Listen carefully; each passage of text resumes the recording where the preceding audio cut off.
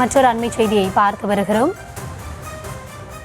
கனமழை காரணமாக நீலகிரியில் முன்னெச்சரிக்கை நடவடிக்கையாக பல்வேறு சுற்றுலா தலங்கள் மூடப்பட்டிருப்பதால் அந்த பகுதிகள் அனைத்தும் வெறிச்சோடி காணப்படுகிறது. தொடர்பான காட்சிகளையும் பார்த்து வருகிறோம். படகு இல்லம், பைக்காரா நீர்வீழ்ச்சி, சுற்றுலா பயணிகள் ட்ரக்கிங் செல்வதற்குமே அங்கு தடை விதிக்கப்பட்டிருக்கிறது.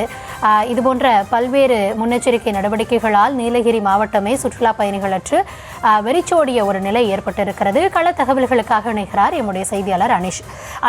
முன்னமே இது தொடர்பான அறிவிப்பை வெளியிட்டிருந்தாங்க. மாவட்ட நிர்வாகமும் பல்வேறு நடவடிக்கைகளில் ஈடுபட்டிருந்தாங்க.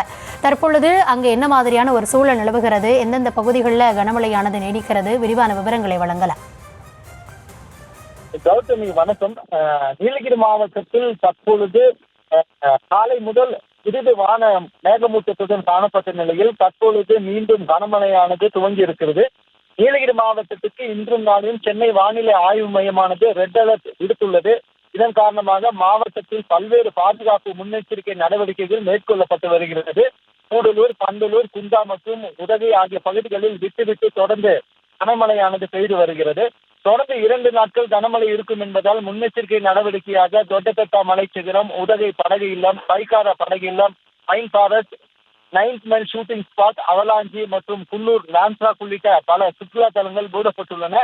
மேலும் ட்ரெக் தமிழ்நாடு சார்பாக வனப்பகுதிகளில் மேற்கொள்ளப்படும் ட்ரெக்கிங் செல்வதற்கு சுற்றுலா பயணிகளுக்கு தடை விதிக்கப்பட்டுள்ளது. இவர்கள் முன்பதிவு செய்திருப்பின் அந்த தொகை திருப்பி அளிக்கப்படும் என வனத்துறையின் சார்பாக தெரிவிக்கப்பட்டுள்ளது. மேலும் சுற்றுலா பயணிகளின் பாதுகாப்பு கருதி சுற்றுலா தலங்கள் இன்று தற்காலிகமாக மூடப்படுவதாக அறிவிக்கப்பட்டுள்ளது. வேறு சுற்றுலா தலங்களுக்கு செல்வோர் மாலை 4 மணிக்குள் மீண்டும் விடுதிக்கு திரும்புமாறு அறிவுறுத்தப்பட்டுள்ளனர். கௌதமி, விவரங்களுக்கு நன்றி அனிஷ்.